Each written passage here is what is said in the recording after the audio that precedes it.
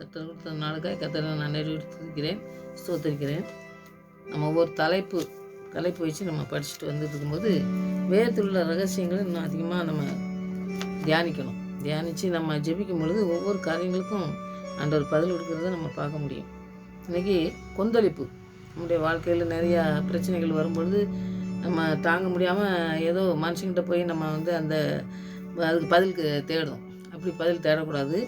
ஆண்டவர் நம்முடைய வாழ்க்கையில் நம்முடைய வாழ்க்கை படகுல அமர செஞ்சோம்னா என்ன நடக்கும்?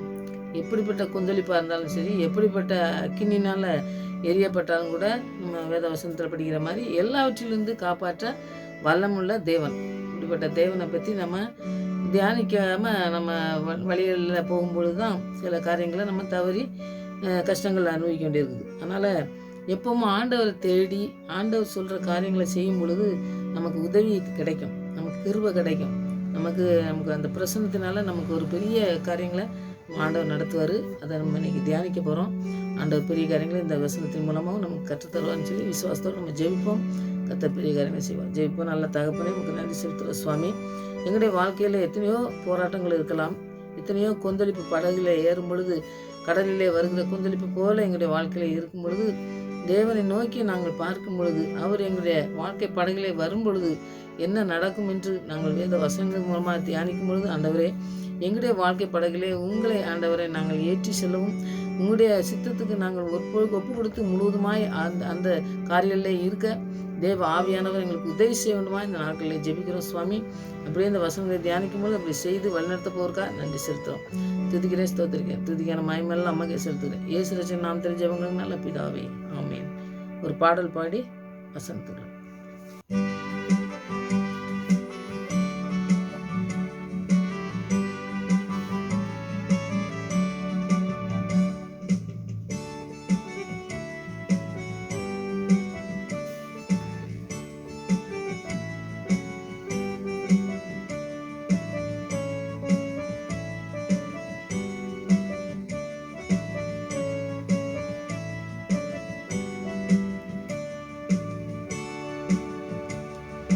பயப்பட மாட்டேன், நான் பயப்பட மாட்டேன், பயப்பட மாட்டேன், நான் பயப்பட மாட்டேன். இயேசு என்னோடு இருப்பதனால், இயேசு என்னோட இருப்பதனால்.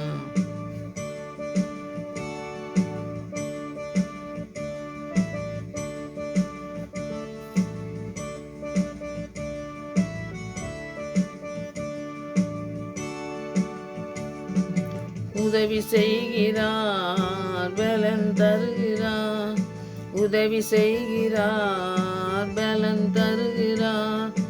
ஒவ்வொரு நாளும் கூட வருகிறார், ஒவ்வொரு நாளும் கூட வருகிறார்.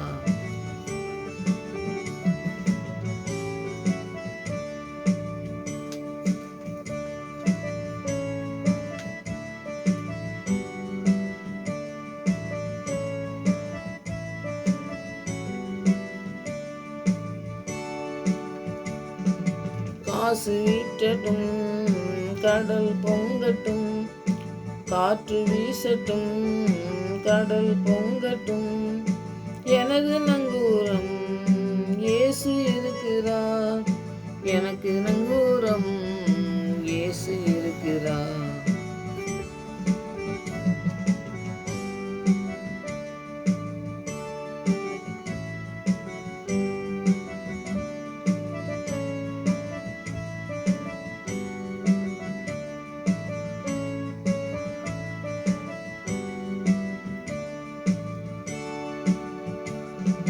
பலப்படுத்துகிற கிறிஸ்துவினாலே, பலப்படுத்துகிற கிறிஸ்துவினாலே எல்லாவற்றையும் செய்ய பலனுண்டு, எல்லாவற்றையும் செய்ய பலனுண்டு.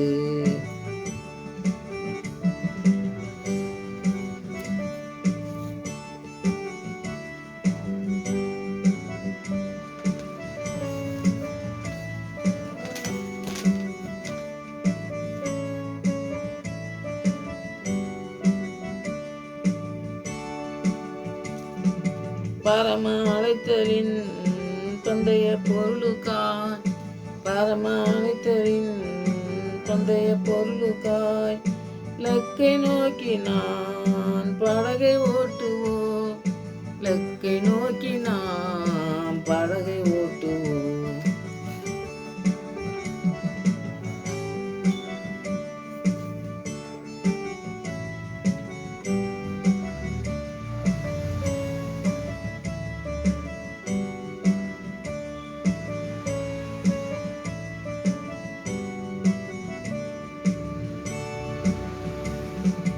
உலகில் இருக்கிற அழகையை விட, உலகில் இருக்கிற அழகையை விட என்னில் இருப்பவர் மிகவும் பெரியவர், என்னில் இருப்பவர் மிகவும் பெரியவர்.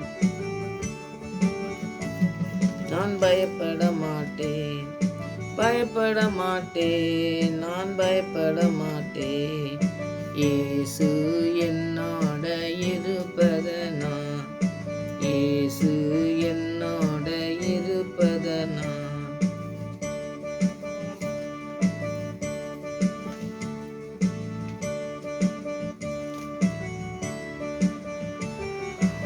ஏலேலோ ஐலசா ஏலேலோ, ஏலேலோ ஐலசா ஏலேலோ.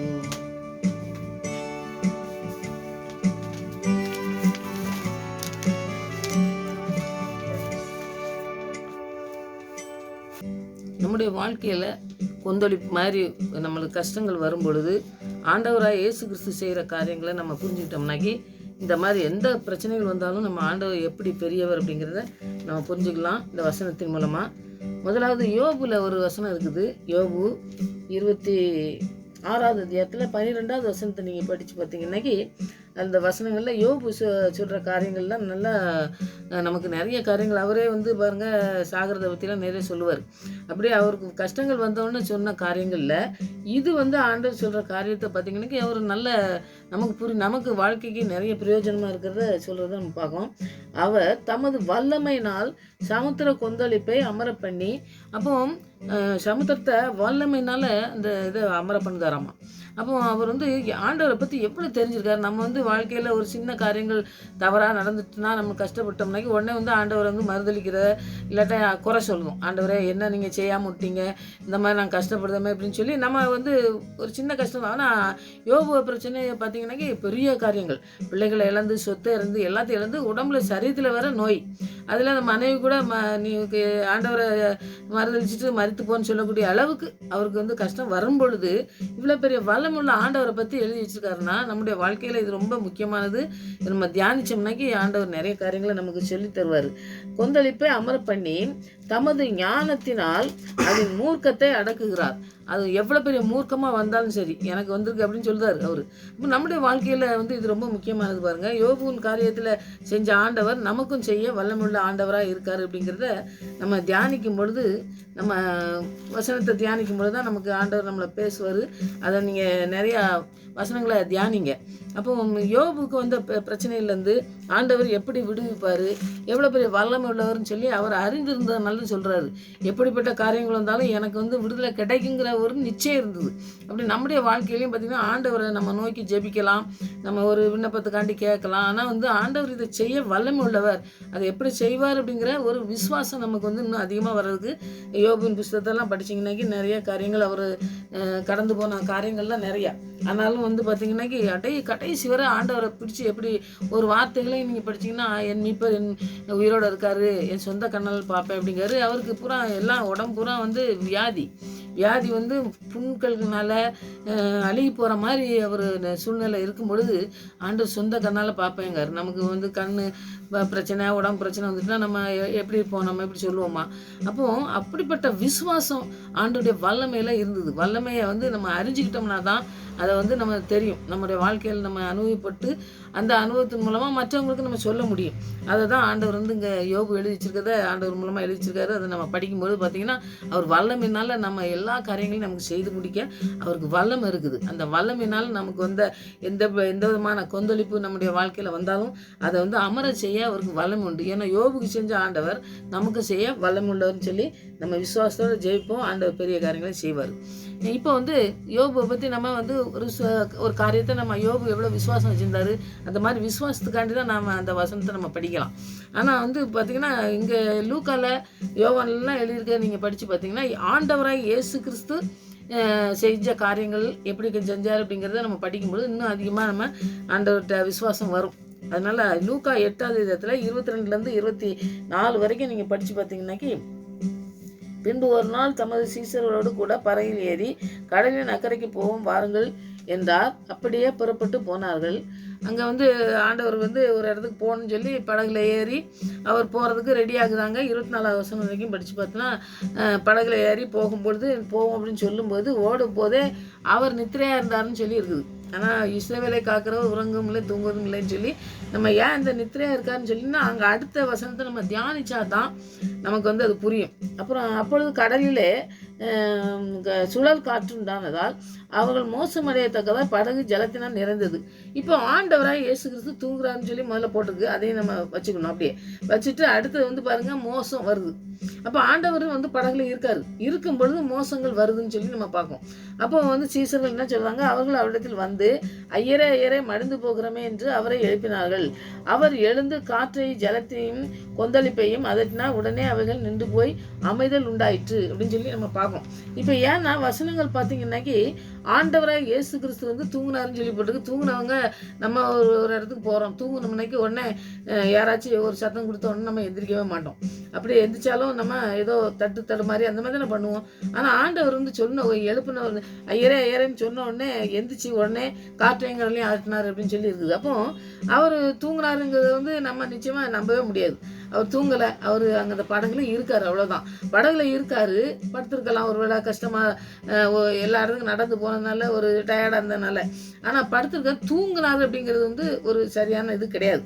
அவர் உடனே எந்திரிச்சு என்ன செய்தார், அந்த காற்றையும் கடலையும் அதட்டி அதை கொந்தளிப்பெல்லாம் அவர் அதட்டினாரு. உடனே அது நின்று போச்சு. அவங்களே ஆச்சரியப்படுறாங்க, என்னடா இது நம்ம இருக்கும்போது இப்படி நம்ம ஒன்றுமே முடியாதுன்னு சொல்லிட்டு நம்ம கூப்பிட்டோமே ஆண்டவரை. அவர் பார்த்தீங்கன்னாக்கி உடனே எந்திரிச்சோன்னு இப்படி சொல்கிறாரு. அவர் அந்த நேரத்தில் ஏன் இந்த மாதிரி விசுவாசம் எனக்கு இந்த நிறைய இடத்துல அவர் சொல்லியிருக்காரு. ஆனால் இந்த இடத்துல பார்த்தீங்கன்னாக்கி அவங்க கூப்பிடும்போது அவங்கள ஏதோ ஏன் இப்படி இருந்தீங்க, ஏன்டா இந்த காற்றுக்கும் கடலுக்கும் பயந்தீங்க அப்படின்னு சொல்லி அவர் சொல்லவே செய்யலை. ஆனால் ஐயரே ஐயரே மடிந்து போகிறோம்னு சொல்லி சொல்கிறாங்க. ஏன்னா நாங்கள் செத்து போவோம் அப்படின்னு சொல்லி சொல்கிறாங்க. அப்போ விசுவாசம் எப்படி இருந்துக்கு பாருங்கள். இந்த இடத்துல நீங்கள் நிறைய தியானிச்சிங்கன்னா நிறைய காரியங்களை ஆண்டவர் கற்று தருவார் உங்களுக்கு. ஏன்னா ஆண்டவராக இயேசு கிறிஸ்து கூட இருந்தவங்க அவங்க அப்போ அவர் செஞ்ச அற்புதத்தை பார்த்துருக்காங்க, அவர் செஞ்ச அதிசயத்தை பார்த்துருக்காங்க. எல்லாத்தையும் பார்த்தவங்க கூட இருக்கிறவங்களே அந்த படகுல நம்மளோட ஆண்டவர் இருக்கும் பொழுது அந்த கவலை அவங்களுக்கு இருந்திருக்கே கூடாது. அவர் எப்படியா செய்வார்னு சொல்லி ஒருவேளை ஆண்டவரே இந்த மாதிரி காத்தடிக்க அப்படின்னு சொல்லியிருக்கலாம். வேணா அப்படி சொல்லுறதுக்கு கூட தேவையில்லை. ஆனால் ஆண்டவர் உடனே கூப்பிட்ட உடனே வராரு. ஆனால் பாருங்க, இவங்க என்ன செய்தாங்க, ஐயோ நாங்கள் சாகுறோமே அப்படின்னு சொல்லி கேட்காங்க. இப்போ சாகுறமேங்கும்போது நீங்கள் ஒன்று தியானிக்கணும் இந்த இடத்துல. இப்போ ஆண்டவராக இயேசு கிறிஸ்து படகுல இருக்காரு, இவங்களும் படகுல இருக்காங்க. அப்போ காற்று அடித்து கடலுக்கு பொங்கி இந்த படகு முங்கிச்சுனாக்கி சீசர்கள் மட்டும்தான் சாவாங்களா, ஆண்டவராக இயேசு கிறிஸ்துவும் அதோட கப்பலில் இருக்கவங்க எல்லாருமே செத்து போவாங்க. அப்போ இவங்க ஏன் நாங்கள் சாகுறோம்னு சொல்கிறாங்க பாருங்கள். ஆண்டவரை விட்டுட்டு நாங்கள் சாகுதோம் பாருங்கன்னு சொல்லி சொல்கிறாங்க. இப்போ நம்ம வாழ்க்கையில் அப்படி தான். ஆண்டவர் நம்ம கூட தான் இருப்பார், நம்ம கூட இருக்காரு. நமக்கு ஒரு அந்த யோபு சொன்ன வல்லமை, ஆண்டவருக்கு வல்லமை இருக்குது நம்மளை நான் காப்பாற்றுறதுக்கு, நம்மளை நடத்துறதுக்கு அப்படின்னு சொல்லி எல்லாமே தெரிஞ்சிருக்கு. நமக்கு தெரிஞ்சிருந்தாலும் கூட ஒரு தவறு ஏதோ ஒரு காரியம் நடக்கும்பொழுது ஐயோ அம்மான்ட்டு அழுது உடனே என்னமோ ஆண்டவர் நம்மளை கைவிட்டார் அப்படின்னு சொல்லி நம்ம சில நேரத்தில் செய்கிறோம். பார்த்தீங்களா, நமக்கு செய்த தவறுகளை தான் இவங்க சீசரும் செஞ்சுருக்காங்கன்னு நம்ம பார்ப்போம். அப்போ அவங்க என்ன செய்கிறாங்க, நாங்கள் மடிந்து போகிறோம் ஆண்டவரை அப்படின்னு சொல்லி சொல்கிறாங்க. அப்போ அவங்களுக்கு என்ன செய்யலை, ஆண்டவரை பற்றி அவ்வளோவா அறிஞ்சிக்கிறதுக்கு ஒரு அறிவு இல்லைன்னு தான் நம்ம சொல்லணும். அப்போ நம்மளும் அந்த அறிவில் இருக்கக்கூடாது. ஆண்டவரை நம்ம அறிஞ்சிருந்தோம்னாக்கி, ஆண்டவரை பற்றி நம்ம நல்லா தெரிஞ்சிருந்தோம், இவர் வல்லமை உள்ளவர்னு சொல்லி தெரிஞ்சிருந்தா அதை நம்ம அந்த வல்லமை உள்ளவர் நமக்கு எல்லாம் செய்வார் அப்படின்னு சொல்லி நம்ம அந்த விசுவாசத்தில் ரொம்ப பலமாக இருக்கிறதுக்கு தான் இந்த இடத்துல ஆண்டவர் சொல்கிறத பார்க்கும். அப்போ உடனே காற்றையும் கடலையும் அழுத்துறாரு. அப்போ நம்ம வாழ்க்கையிலையும் பார்த்தீங்கன்னா ஆண்டவர் படகுல இருந்தார். ஆண்டவராக இயேசு கிறிஸ்து இருக்கும்போது அந்த இடத்துல என்ன செஞ்சுது, புயலும் காற்றும் வந்ததுன்னு சொல்லி நம்ம பார்க்கோம். அப்போ வந்து படகுல இருந்த சீசர்கள் வந்து மறிக்க போகிறேன்னு சொல்லும் போதும் ஆண்டவர் வந்து அதை வந்து அதட்டி அந்த கொந்தளிப்புலேருந்து அவரை வந்து விடுதலை செஞ்சு ஆண்டவரும் அது கூட தான் இருக்கார். இருக்கும் பொழுதும் சில காரியங்கள் நம்ம வாழ்க்கையில் வரும் பொழுது நம்ம வந்து ஆண்டவராக இயேசு கிறிஸ்துவை கூப்பிடணும். பிசாசு என்ன செய்தான், நம்மளை வந்து ஒன்றும் செய்ய முடியாது. அந்த பிசாசு வந்து இந்த காற்றையும் கடலையும் கொண்டு வந்தாங்கன்னா நம்முடைய வாழ்க்கையில் எல்லாவற்றிலும் ஆண்டவர் காற்றையும் கடலையும் அதட்டுகிற ஒரு தேவன் நம்ம கூட இருக்காரு, நம்ம வாழ்க்கை படகுல இருக்காரு அப்படிங்கிறத நம்ம முற்றிலுமாக நம்ம அர்ப்பணித்து முழுசுமாக நம்ம அர்ப்பணித்து ஜெபிக்கும் பொழுது எப்படிப்பட்ட கொந்தளிப்பு வந்தாலும் சரி நம்முடைய வாழ்க்கையில் அதை விலக்கி காத்து நம்மளை அனுதினமும் நம்ம ஆண்டவர் நடத்துறதுக்கு வல்லமுள்ள தேவனாக இருக்காரு. அதனால் எப்படிப்பட்ட சீறி வரும் கொந்தளிப்பையும் அமர செய்கிறதுக்கு நம்மளை ஆண்டவருக்கு வல்லமை இருக்குது. அந்த வல்லமையை நம்ம நினச்சி நம்ம சுயத்தில் நம்ம இயேசுவை நம்ம ஆண்டவரே நீங்கள் இதை செய்யுங்கன்னு சொல்லி நம்ம சொல்கிறத விட நம்ம வாழ்க்கையில் வரக்கூடிய எல்லா காரியங்களிலும் ஆண்டவரே நம்ம முழுமையாக சார்ந்து வாழ்ந்து அவரை நம்ம மகிமைப்படுத்தும் பொழுது ஆண்டவர் வந்து நம்மளை மகிமைப்படுத்துவார். அவர் நம்மளை ஒரு நாளும் கைவிடவே மாட்டார். நம்மளோட கூட இருக்கிறவர் படகுல இருக்காரு. இருக்கும்போது ஆண்டவர் சில பிரச்சனைகள் வருது, ஆனாலும் ஆண்டவர் அந்த இடத்துல என்ன செய்தார், விடுதலை தரார். வேற எந்த காரியமும் அந்த இடத்துல சொல்லவே செய்யலை. ஆண்டவர் எழுந்து அந்த இடத்துல வந்து அமைதியை உண்டாக்குதாரு. அப்போ எத்தனை பெரிய கொந்தளிப்பாக இருந்தாலும் சரி ஆண்டவர் அமைதிப்படுத்த வல்லமை உள்ளவருங்கிறத நம்ம விசுவாசத்தோடு ஜெபிப்போம். இந்த வசனத்தெல்லாம் தியானித்து ஆண்டவர் பெரிய காரியங்களை செய்வார். ரெண்டாவது பார்த்தீங்கன்னா யோவான் 6வது இடத்துல 16லேருந்து 21 வரைக்கும் நீங்கள் படித்து பார்த்தீங்கன்னாக்கி இந்த இடத்துல வந்து ஆண்டவராக இயேசு கிறிஸ்து போனதா இல்லை. அவர் ஒரு இடத்துக்கு போயிட்டு சாயங்காலமான போது இந்த 16வது வசனம், சீசர்கள் கடற்கரைக்கு போய் படகில ஏறி கடலின் அக்கறையில் கப்பர்நகூமுக்கு நேராய் போனார்கள். அப்பொழுது இருட்டாக இருந்தது. இயேசு அவரிடத்தில் வராதிருந்தார். அப்போ ஆண்டவராக இயேசு கிறிஸ்து வந்து வெளியே இங்கே இருந்துட்டார். இவங்க வந்து போகிறாங்க. இவங்க படகுல ஏறி இந்த கப்பர்நகூம் பக்கத்தில் போகணும்னு சொல்லி இப்போ முன்னாடி போகிறாங்க. இவங்க ஆண்டவர் இல்லைன்னு சொல்லி நம்ம இதில் பார்த்து 18வது வசனத்தில் நீங்கள் 17வது வசனத்தில் பார்த்தீங்கன்னாக்கி போகிறாரு. அவர் வந்து ஆண்டவர் வரலன்னு சொல்லி நம்ம பார்ப்போம். அப்போ வந்து பெருங்காற்று அடித்த அப்படின்னா கடல் கொந்தளித்ததுன்னு சொல்லி 18வது வசனத்தில் நமக்கு படித்து பார்த்தீங்கன்னா பெருங்காற்றும் அதில் வந்து பெரிய கொந்தளிப்பும் உண்டாகுதுன்னு சொல்லி பார்ப்போம். இப்போ வந்து யார் இல்லை, ஆண்டவர் இல்லை. முதலாவது நம்ம படித்தது என்னது, ஆண்டவர் இருந்தார் படகுல. அப்பவும் வந்து கொந்தளிப்பு வந்தது. அப்போ கூப்பிட்டாங்க. அவங்க உடனே ஆண்டவர் எழுந்திரிச்சு அதை என்ன செஞ்சார், அதை அமர பண்ணார். அது மாதிரி நம்முடைய வாழ்க்கையில் பண்ணாருன்னு நம்ம படித்தோம். இதில் வந்து ஆண்டவர் இல்லை. அப்பவும் காற்றடிக்கி அதே மாதிரி கொந்தளிப்பு வருது. அந்த இடத்துல என்ன நடக்குன்னு பாருங்கள். அவர்கள் ஏறக்குறைய 3-4 மைல் தூரம் தண்டு வலித்து போன பொழுது இயேசு கடலின் மேல் நடந்து படகுக்கு சமீபமாக வருகிறதை கண்டு பயந்தார்கள். இப்போ இங்கே அந்த இடத்துல கூப்பிட்டாங்க. தூங்கிட்டாருன்னு சொல்லி கூப்பிட்டாங்கன்னு போட்டிருக்கு. ஆனால் தூங்கலை அப்படின்னு நான் அது தப்புன்னு சொன்னேன். ஆனால் இந்த இடத்துல பாருங்கள், இந்த இடத்துல கூப்பிடவும் செய்யலை, ஒன்றும் செய்யலை. அவங்க இருக்காங்க. ஆனால் ஒரு 4 மைல் தூரம்னு போட்டிருக்குது. தூரத்தில் போகும்பொழுது தான் அவங்க இந்த கஷ்டத்தில் இருக்கும் பொழுது ஆண்டவர் என்ன செய்கிறாருன்னா கடல் மேலே நடந்து வர்றதை நம்ம பார்ப்போம். அப்போது நம்முடைய வாழ்க்கை படகுல அவர் இல்லாமல் இருக்கா போல தெரியும். ஆனால் நாம் அவரையே நோக்கி பார்க்கும். இவங்க வந்து சீசர்கள் எப்பவும் ஆண்டவர் நோக்கி பார்த்தவங்க தான். ஆனால் வந்து இந்த இடத்துல அவர் வந்து படகுல இல்லை, அவ்வளோதான். ஆனால் வந்து அவங்களெல்லாம் நோக்கி பார்த்து நம்மளை நோக்கி பார்த்துட்டே இருக்காரு. நமக்கு வருகிற துன்பங்கள் எல்லாவற்றையும் வந்து விடுதலை செய்ய அவர் வல்லமுள்ளவராக இருக்கார். அதனால் அங்கே வந்து கூப்பிட்டாங்க. இங்கே வந்து கூப்பிடவே செய்யலை. ஆனால் ஆண்டவர் வந்து என்ன செய்கிறாரு, அங்கேருந்து வராரு, நடந்து வர்றதை நம்ம பார்க்கோம்.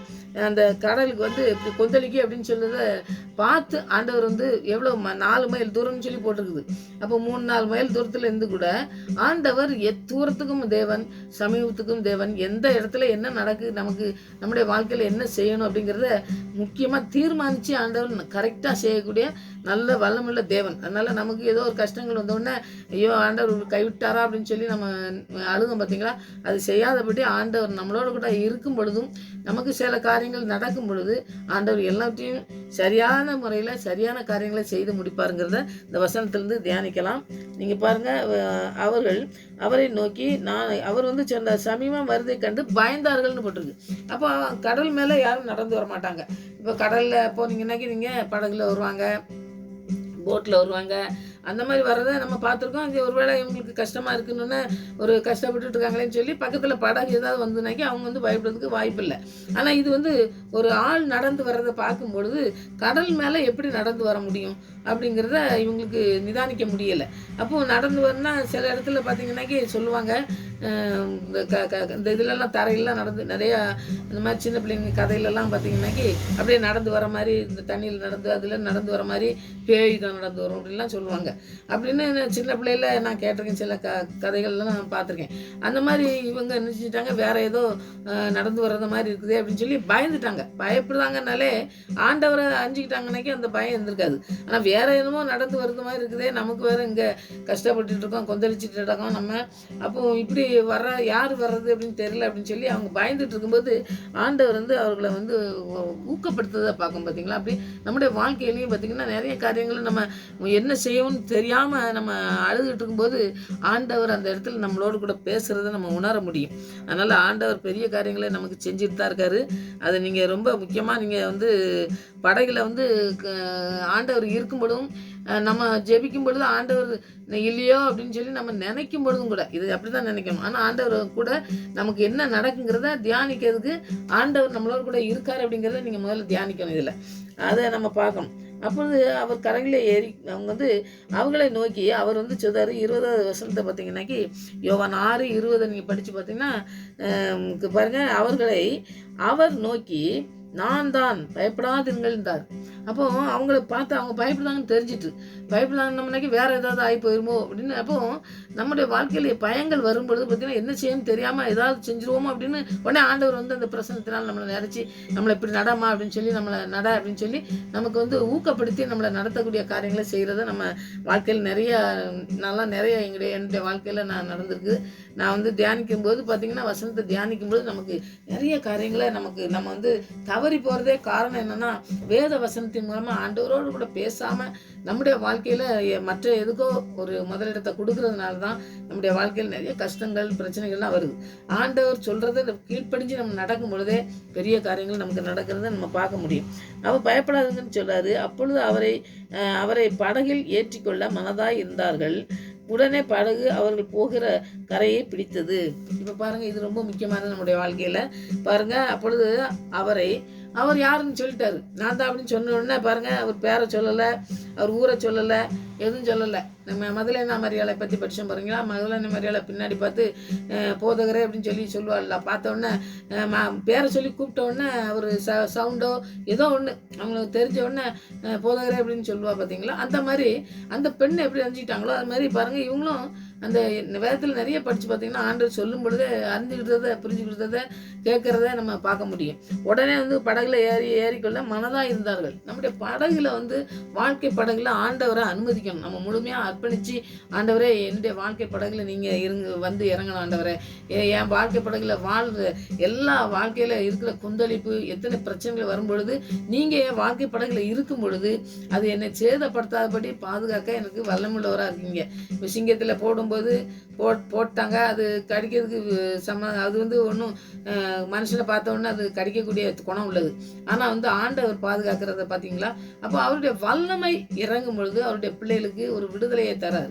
அவர் எத்தனை பெரிய காரியங்களாக இருந்தாலும் சரி அதை ஆண்டவர் செய்ய வல்லமையுள்ளவராக இருக்காரு. அதனால வாழ்க்கை படகுல நம்ம ஏற்றிக்கொள்ள மனதாக இருந்தார்கள். பார்த்தீங்களா? அது வாழ்க்கை படகு, நம்முடைய வாழ்க்கை படகுல ஆண்டவர் நம்மளோட கூட வாசம் பண்ணுறதுக்கு நம்ம இறுதிய கதவெல்லாம் திறந்து ஆண்டவரோட கூட பேசுகிற அந்த சிலாக்கியத்தை நம்ம பெற்றுக்கொள்றதுக்கு ஆண்டவர் உதவியை நாடி தேடி நம்ம ஜெயிக்கணும். உடனே படகு அவர்கள் போகிற கரையை பிடித்தது.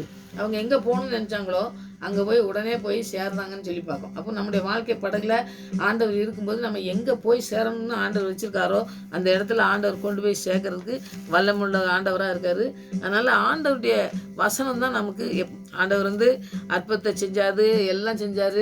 ஆனால் வந்து தன்னுடைய பிள்ளைகளுக்கு வருகிற கொந்தளிப்பின் மூலமும் ஆண்டவர் வந்து அவர் வந்து அவங்க இனம் கண்டுக்கல. அது மாதிரி நம்ம இனம் கண்டுக்கொள்ளாமல் இருக்காதபடி ஆண்டவர் வந்து நமக்கு உதவி செய்ய வல்லமை உள்ளவர். அவர் நம்மளோட கூட வர்றதுக்கு நம்ம வாழ்க்கை படகுல அவரை வந்து நம்ம அனுமதிக்கணும். அவங்க அனுமதிச்சாங்க பார்த்தீங்களா? வாழ்க்கை படகுல நம்ம வைக்காம நம்ம இஷ்டப்படி நம்ம ஒரு தீர்மானத்தை எடுத்துட்டு நம்ம வாழ்க்கையில் நிறைய கஷ்டங்களை அனுபவிக்கும். ஆனால் ஆண்டவர் வாழ்க்கை படகுல இருந்தாருன்னா இவங்க அப்படிதான் செய்கிறாங்க பார்த்தீங்களா. படகுல ஏற்றின உடனே அவங்க போக வேண்டிய இடத்துக்கு போயிட்டாங்க. நம்ம வாழ்க்கையில் எப்படி செல்லணும், எப்படி போகணுங்கிறத ஆண்டவருடைய வசனம் தான் நம்மளை வழிநடத்தணும். வேற எந்த காரியத்திலையும் நம்ம வழிநடத்தி போனோம்னாக்கி நம்ம கொந்தளிப்பு வந்தாலும் சரி, பிரச்சனைகள் வந்தாலும் சரி, நம்ம உதவியை நாடி வேற எங்கேயாவது போய் நம்ம அழுதுகிட்டு தான் இருப்போம்.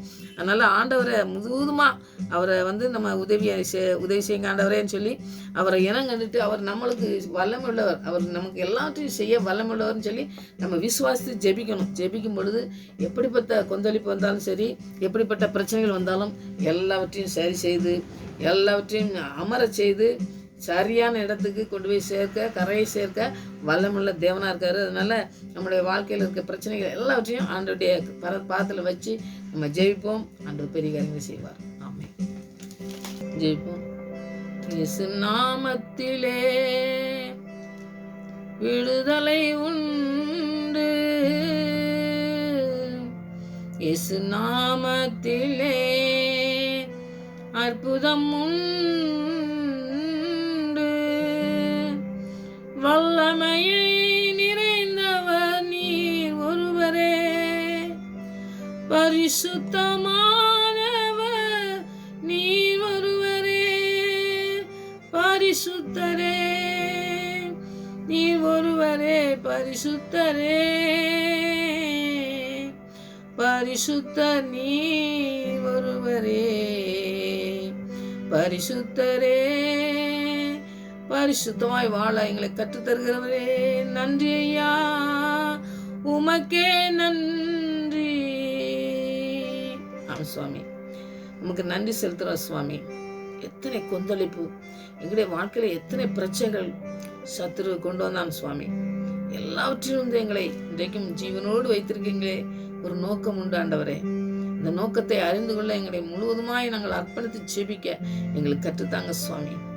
முழுவதுமாய் எங்களுடைய வாழ்க்கை படகுலே நீங்களே எல்லாவற்றையும் நடத்தி செல்லுங்கன்னு சொல்லி உங்களுடைய பாதத்திலே அமர்ந்திருந்து உங்களுடைய வசனத்துக்கு கீழ்ப்படிய எங்களுக்கு அதிகமாக கற்றுத்தர வேண்டுமா ஜெபிக்கிறோம் சுவாமி.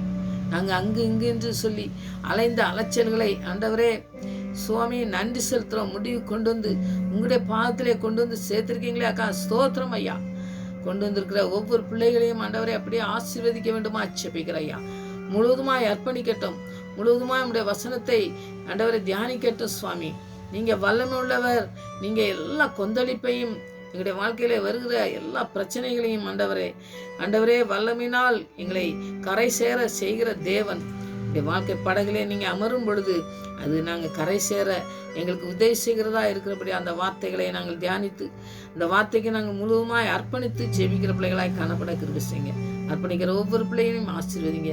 நீங்கள் பொறுப்படுத்திக் கொள்ளுங்க சுவாமியுடைய வாழ்க்கையில் எல்லா விதமான காரியங்களிலும் நீங்களே முழுமையாக இருந்து ஆண்டவரே இந்த சீசர்களுக்கு ஆண்டவரே ஸ்தோத்திரம் ஐயா. வாழ்க்கை படகுலே ஆண்டவரே அவங்க படகுலே ஏற்றும் பொழுது கரை சேர்ந்தாங்களே, அதுபோல் எங்களுடைய வாழ்க்கை படகுலே நீங்கள் வரணும் என்று சொல்லி யாரெல்லாம் கூப்பிடுறாங்களோ, யாரெல்லாம் அர்ப்பணிக்கிற ஒவ்வொரு பிள்ளைகளும் வாழ்க்கை படகுலும் நீங்கள் அமர்ந்து ஆண்டவரே கரை சேர கிருபை செய்ய வேண்டுமா ஜெபிக்கிறப்பா.